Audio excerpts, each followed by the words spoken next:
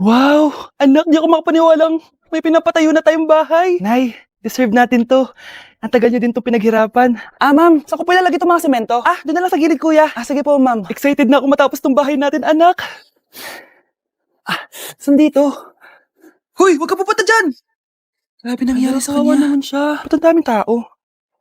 Engineer, anong meron? Ma'am, yung isa sa mga trabahador namin, nakuryente tapos natabunan ng semento.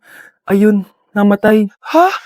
Paano nangyari yun? May nag-utos ata sa kanya na ilagay yung semento sa gilid. Madami live wire dun eh. Ay.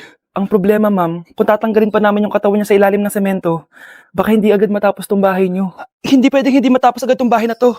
Di bale, babayaran ko na lang yung pamilya nung namatay. Nay, sigurado ka ba? Sige po, ma'am. Sige na, ituloy niyo na yan. Congrats po, ma'am. Natapos din yung bahay niyo. Ang ganda, di ba? Wow, ang ganda. Maraming salamat, engineer. Una na po ako, ma'am. Anak, tara, pasok na tayo. Wow, ang ganda ng loob. Nay, hindi talaga ako mapakali na may bangkay dito sa ilalim ng bahay natin. Huwag kang okay, anak. Kasalanan niya naman kung bakit siya namatay eh. Ay, matutulog na lang ako sa bahay.